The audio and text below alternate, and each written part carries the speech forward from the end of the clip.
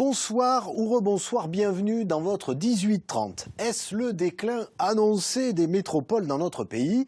Un tiers des occupants des villes de plus de 100 000 habitants envisagent de déménager. Effet de mode, post-Covid, fantasme impossible à assouvir ou réelle tendance qui s'amorce?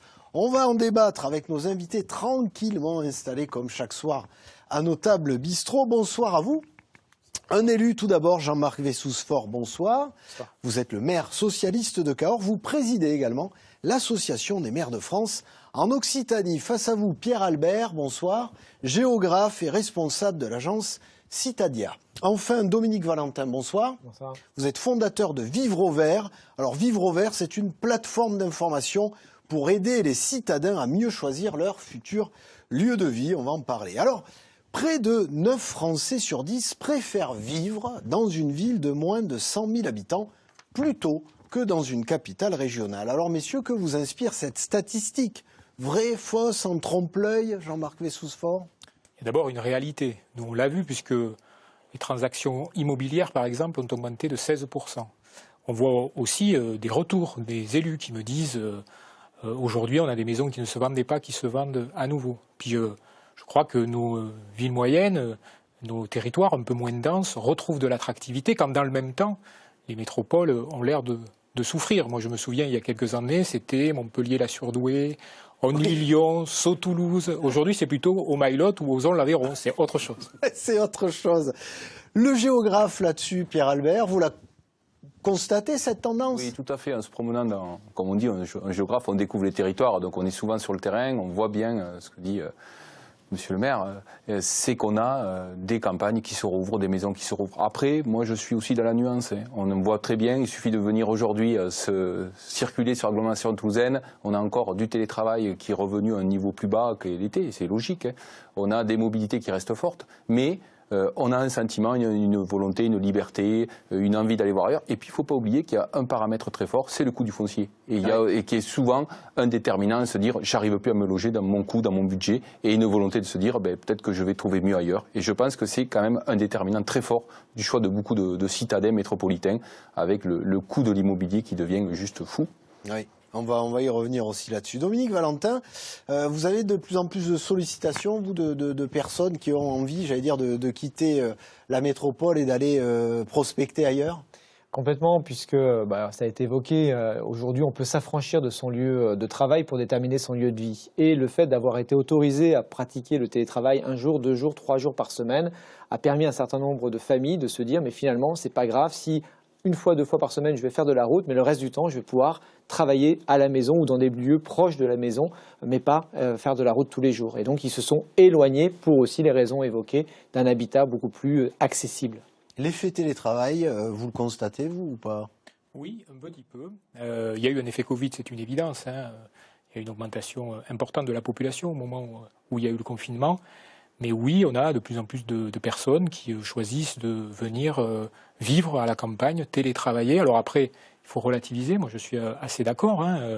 Il y a le télétravail chez soi, mais qui pose quand même quelques difficultés. Et puis, ce qu'on espère peut-être demain, c'est qu'il y aura aussi des entreprises qui décideront d'avoir des lieux qui soient éloignés, plus éloignés aujourd'hui de leur siège central, et pour lequel il pourrait y avoir des espaces de coworking, mais plus importants, avec de l'animation et avec donc une partie de l'entreprise qui pourrait être délocalisée dans nos zones qui sont évidemment aujourd'hui plus agréables à vivre. C'est cet étage intermédiaire peut-être qui manque encore à l'heure actuelle. Oui, il y a une période un peu de flottement. C'est-à-dire que les entreprises aujourd'hui sont en pleine réflexion pour se désengager de leur immobilier métropolitain. Et il y a des belles initiatives, je l'évoquais tout à l'heure. Il faut quand même citer cette initiative au niveau de la métropole toulousaine où un courrier a été adressé à toutes les grandes entreprises, avec un courrier co-signé par préfet de région, présidente de région et président de Toulouse Métropole, pour dire aux entreprises, réduisez vos surfaces de bureaux dans la métropole au profit de bureaux déportés, qu'on peut appeler corpo working, où vont se retrouver des collaborateurs pour maintenir quand même une cohésion d'équipe. Alors plus de monde dans des petites villes ou des villes moyennes, on part dans le Tarn pour illustrer cette tendance, à Coufouleux notamment. Là-bas, on note un exode vers le vert à tel point que les prix de l'immobilier ont flambé dans la cité tarnaise. Reportage signé Bruno Frediani et Thierry Villéger. C'est un rêve en construction, celui d'une maison avec un extérieur, sans vis-à-vis bien loin des bouchons toulousains. On est forcément beaucoup plus détendu parce qu'on dort bien, on se sent bien, moins stressé parce qu'on se dit ah mais si je pars pas à -5, je vais me retrouver dans les bouchons sur la rocade, je vais pas avoir tel feu à tel moment, etc. Donc là c'est vrai qu'on est quand même beaucoup plus zen. Une tranquillité encore abordable pour ce couple échaudé par les prix toulousains. Et pour le bureau, le plus souvent, c'est dans la pièce d'à côté, en télétravail. Le confinement nous a vraiment convaincus à sauter le pas et sans aucun regret. Donc là, depuis 1 an, c'est juste la vie fantastique. Et financièrement, il n'y a vraiment pas photo entre avoir une maison de 130 mètres carrés à la campagne avec un terrain de 1000 mètres carrés. Jamais on n'aurait pu s'offrir ça à Toulouse ou dans la proche banlieue de Toulouse. Le calcul est vite fait avec la proximité de l'autoroute. Une gare, un jet de voiture et même des casiers pour vélo. Les Toulousains sont de plus en plus nombreux à sauter le pas et l'immobilier flambe le long de la voie rapide. On monte. Et l'extérieur, c'est ce qui vous appelle en premier. Un extérieur toujours plus un bureau, les prix grimpent en flèche. On est en flux tendu, quoi. On peut rentrer une maison qui est au bon prix, on peut rentrer le mandat le matin et l'avoir vendu le soir sans problème. Depuis le premier confinement, on est à 30% d'augmentation. Une envie de mise au vert qui est visible tout le long de la route avec l'émergence de nouveaux quartiers.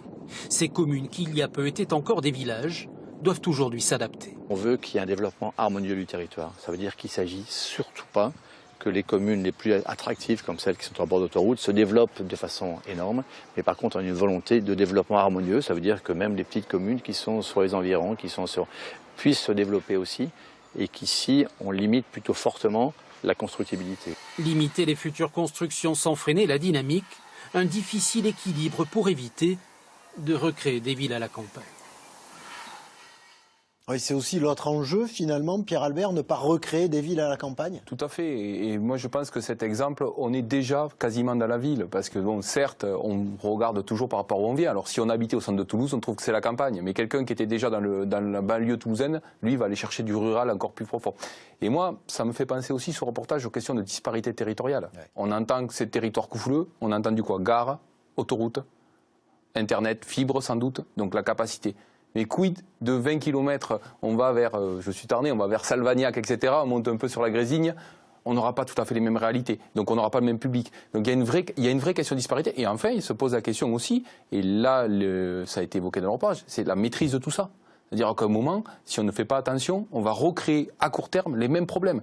Quid des équipements? La voirie, les équipements, les écoles, etc. Ça, c'est quelque chose qui préoccupe les maires aussi. Hein. Il faut, à un moment donné, dire attendez. Nous, aujourd'hui, on se prépare à accueillir de la population. On a une offre en petite enfance, par exemple, qui est 50% supérieure à la moyenne. On a encore de la place dans nos écoles, on a des espaces de bureaux.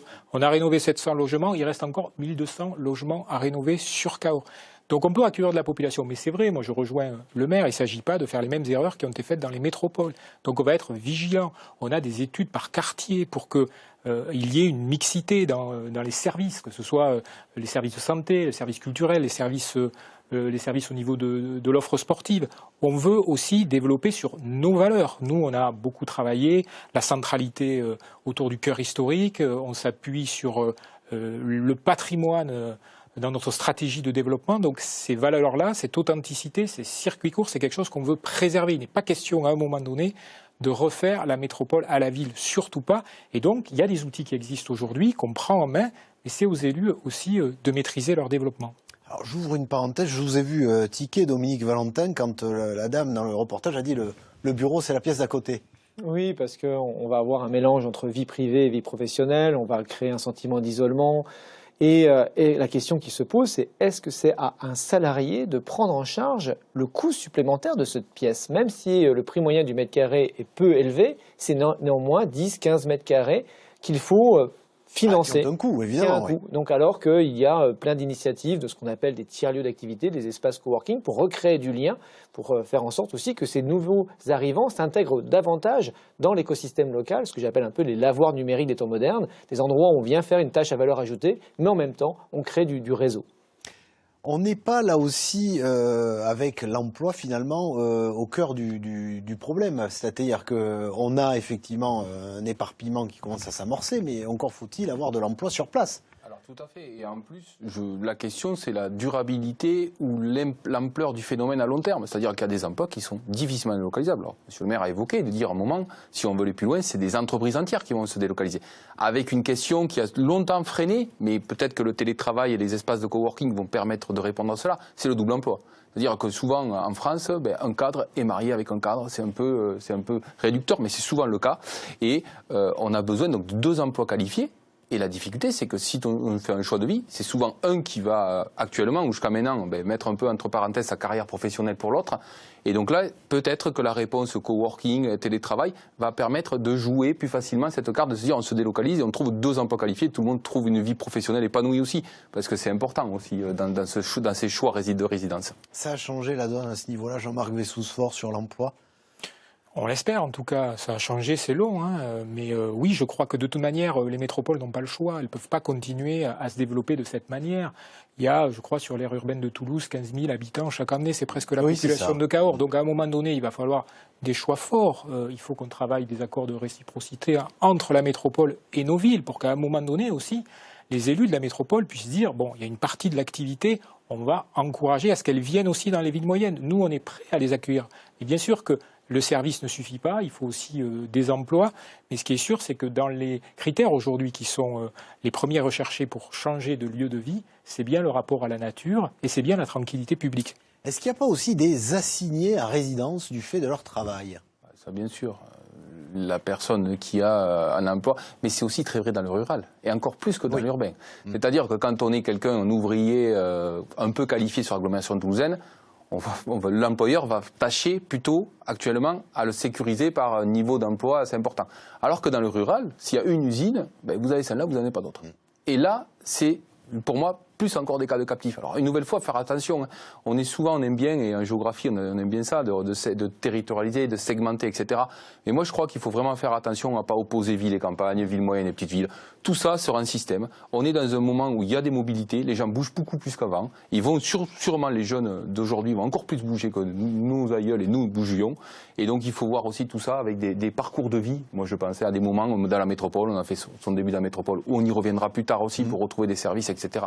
Parcours de vie et parcours professionnel aussi, Dominique Valentin, on peut éventuellement changer de filière, de secteur, Oui, alors c'est vrai qu'il y a des cas concrets où des personnes ont changé de vie complètement, ont changé de métier, mais c'est vrai que c'est les réflexions que beaucoup ont aujourd'hui. C'est pas forcément toujours de changer de métier, mais c'est changer de lieu. Et il faut se poser les bonnes questions, parce que pour éviter de créer des centralités, éviter que certains territoires qui ont peut-être plus de moyens pour faire du marketing territorial deviennent des territoires forcément attractifs, parce que tout le monde se dit c'est the place to go, comme on dit en anglais dans le texte. Par contre, quand on se pose les bonnes questions, et c'est comme ça qu'est née la plateforme Vivre au Vert, c'est de se dire ok, je veux être à 1 heure de Toulouse, je veux être à 500 mètres d'altitude, et finalement l'Ariège, Saint-Giron, auquel on n'aurait pas pensé, Cahors, auquel on n'aurait pas pensé, apparaissent comme étant un territoire qui coche toutes les cases. Et là, on choisit son lieu avant de choisir son bien. Merci à vous 3, en tout cas, de nous avoir livré vos expériences, vos expertises, vos points de vue. On continue à s'interroger sur un éventuel exode en urbanisme à l'Université de Perpignan. Vous participez à une étude nationale qui observe les récents flux de population. Alors, est-ce que selon vous, la crise sanitaire, entre autres, semble profiter aux villes moyennes ? Alors effectivement, il y a bien un effet sur les villes moyennes, mais pas seulement. Alors tout d'abord, la première chose, c'est qu'on n'a pas de chiffres sur les éléments et donc c'est très difficile de tirer des conclusions générales. Et par rapport à ce que vous avez dit tout à l'heure, je voudrais quand même préciser que le télétravail, qui fait l'objet de nombre de vos discussions, ne concerne finalement qu'une partie infime, enfin qu'une partie minimale de la population, c'est-à-dire c'est à peu près un Français sur 5 qui peut télétravailler. Oui, vous dites qu'il y a souvent cette image très médiatisée du jeune couple de cadre sup avec enfants qui part télétravailler en périphérie d'une métropole et revient 2 jours par mois au siège. Mais donc, vous le confirmez, c'est pas tout le monde qui peut faire ça, hein. Non, c'est pas tout le monde qui peut faire ça. Ça pose la question, comme ça a été dit tout à l'heure, du double emploi dans ces ménages-là, et puis du territoire où l'on atterrit. Alors effectivement, atterrir dans une ville moyenne, c'est la promesse d'une meilleure qualité de vie, moins de densité, moins de stress, moins de transport en commun long peut-être. Mais il y a d'autres déterminants qui peuvent aider dans le choix de ces territoires d'accueil, à savoir, si on a de la famille, par exemple, sur place, qui peut aider pour garder les enfants. L'âge des enfants aussi peut être un élément de choix. C'est plus facile de se déplacer avec des petits-enfants, de les changer d'école. Quand ils grandissent, ils sont plus ancrés dans leur sociabilité. Puis il y a la question des parcours scolaires aussi qui rentrent en compte dans les choix. Et enfin, dernier point sur ces villes moyennes, ça peut être un moment transitoire, c'est-à-dire qu'on s'installe d'abord dans un appartement au cœur de la ville moyenne, et puis, une fois qu'on connaît un petit peu mieux le secteur, on va aller s'installer dans le périurbain ou dans les zones rurales périphériques. Donc en fait, le fait d'aller d'une grande ville à une ville moyenne peut être un élément transitoire. Alors vous l'avez dit, Aurélie Delage, on n'a pas beaucoup de chiffres, mais les seuls qu'on ait souvent porte sur les prix de l'immobilier. Marie-Martin, bonsoir. Selon une étude de Century 21, ces prix ont véritablement flambé. Alors, en effet, le premier semestre 2021 voit se confirmer une tendance amorcée avec la crise du Covid, la tentation de l'espace. Mais plus que des grandes migrations, ce sont plutôt des sauts de puce, en effet, que les ménages effectuent. Ils quittent les hypercentres pour acheter un bien quelques kilomètres plus loin, motivés par le fait d'avoir un jardin ou des espaces verts à proximité, et surtout plus d'espace dans le logement lui-même, qui est devenu pour certains un lieu de travail et pour la majorité un refuge où il faut se sentir bien. Les villes moyennes ont donc le vent en poupe pourvu qu'elles soient dotées d'infrastructures suffisantes, les avantages des métropoles, mais sans l'urbanisation devenue oppressante pour certains. Autre tendance relevée par cette étude de Century 21, l'acquisition de résidences secondaires qui progresse de 14% au premier semestre 2021, toujours pour avoir un lieu de vacances, mais aussi, et c'est plus récent, pour avoir à 1h ou 1h30 de sa résidence principale un lieu de vie accessible facilement pour le télétravail. On les appelle des résidences semi-principales. Des tendances qui ne semblent pas enrayer la flambée des prix de l'immobilier, finalement, Marie. Non. Alors, si l'Occitanie n'est pas la région où les prix ont le plus augmenté, le prix moyen du mètre carré a tout de même progressé de 7,8% pour les maisons, plus 4% pour les appartements. Ça grimpe aussi à Toulouse, malgré cette quête de verdure dont on a parlé, et qui, elle, par contre, fait monter les prix dans les départements voisins de la Haute-Garonne, à 40-50 km ou plus de Toulouse. Merci, Marie. Autre question, est-ce qu'on ne va pas s'acheminer également, finalement, Aurélie Delage, vers le multi-résidence, comme on dit ? Alors oui, effectivement, nous aussi, ça fait partie des choses que l'on a observées sur le terrain. Et du coup, ce multirésidentialisme pose un certain nombre de problèmes territoriaux parce que passé la première vague, le premier confinement, où certains territoires qui connaissaient un certain déclin ont espéré attirer de nouveaux habitants, mais on se rend compte qu'aujourd'hui, ils déchantent un petit peu parce qu'ils se rendent compte que acheter une maison, donc une transaction, ne signifie pas forcément installation sur place. Et que donc peut-être que les volets ne seront pas fermés 11 mois comme dans une résidence secondaire classique, mais ne seront pas non plus ouverts 365 jours par an et que donc pour autant les enfants ne seront pas forcément scolarisés dans le village ou l'activité ne sera pas pérenne dans le village. Et donc du coup il faut être vigilant par rapport aux effets de chaises musicales que cela peut entraîner, c'est-à-dire que cette hausse du prix de l'immobilier au niveau local qui permet à qui est le fait de l'arrivée de nouveaux habitants, elle peut provoquer l'expulsion, l'éviction d'autres habitants moins fortunés qui n'ont plus accès à ce marché-là de l'immobilier, notamment les jeunes, les saisonniers. Merci à vous de nous avoir éclairés, on l'a vu, on n'est pas tous égaux sur cette envie ou pas d'ailleurs d'exode des métropoles. Merci à vous de nous avoir suivis.